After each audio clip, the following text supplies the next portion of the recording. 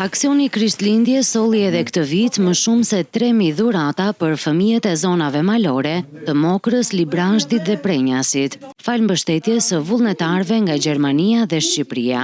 Kjo nismë e përvitshme synon që çdo fëmijë në këto zona të izoluara të marrë një dhuratë në prag të festave, duke sjellë gëzim dhe mbështetje për familjet në nevojë.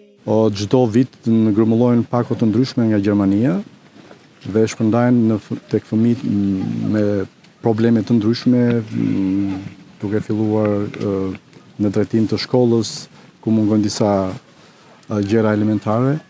Dhe kjo është, si tash, është tradita jonë prej shumë vitesh, ku ngërmullojnë të gjitha këto pakot nga qytetet të ndryshme të Gjermanisë dhe sillen këtu në Shqipëri, në zonën e Mokrës, Pogadeci, Librazhdit dhe disa qytete tjera të Shqipërisë. Mes vullnetarëve është edhe një qytetare gjermane, e cila prej 2 vitesh vjen në Shqipëri për të marrë pjesë në këtë nismë humanitare.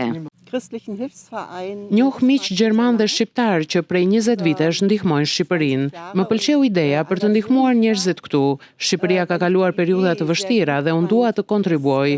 Mundohemi të krijojmë lidhje me banorët për të kuptuar nevojat e tyre dhe duam të tregojmë se Krishtlindja nuk është vetëm fest, por një ndjenjë që duhet përcjell, sidomos tek ata që nuk festojnë dot. Për fëmijët e zonave të thella, këto dhurata nuk janë vetëm lodra, por një shenjë kujdesi dhe solidariteti. Aksioni i këtij viti do të mbulojë një numër edhe më të madh shkollash, duke e kthyer këtë traditë në një moment të shumëpritur për komunitetin.